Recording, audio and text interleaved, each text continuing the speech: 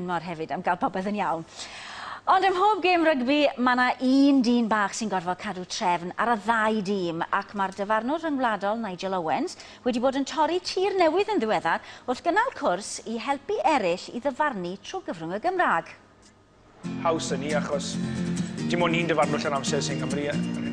Pwrpas iddi yw rhoi'r cyfle am y tro cyntaf i wedi gwir i bobl i wneud y cwrs dyfarnu'r lefel 1, sy'n mae pawb yn gorfod wneud os chi moyn wneud unrhyw fath o ddyfarnu wedi gwir, trwy gyfrwng y Gymraeg. Achos dy fe yw'r tacler, mae'n gallu pigo'r bê lan o unrhyw ochr. Heddi mae'r PowerPoint, mae'r handouts, mae'r aroliad, mae popeth yn Gymraeg, sef mae menter Caerdydd wedi gwneud ar y cyd gyda Undeb Rygbi Cymru er mwyn rhoi cyfle i bobl i gael wneud yn ei iaith cyntaf, iaith naturiol. Se fe wedi mynd i'r llawr neu un pelin ar y llawr, codi lan a gallu wario bê o'r ochr un.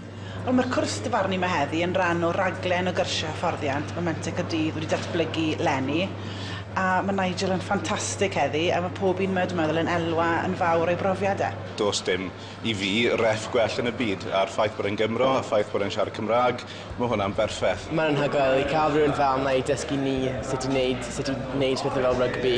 Mae'n arbennig, mae wedi mynd trwy'r sgiliau, a mae'n dysgu ni, a wedyn ni'n gallu darparu sgiliau i bobl iau. Siwrne mae'r bêl na mas, a chi fydd y rownd i war yr bêl. Ti'n meddwl bod ti'n gwybod popeth am y gêm, mae pawb adre yn meddwl bod nhw'n gwybod popeth am y gêm, ond mae cymaint o bethau, y man bethau yn amlwg i ddysgu. Mae wedi bod yn brofiad gwych a fi rili yn edrych mlaen nawr i ddyfarnu.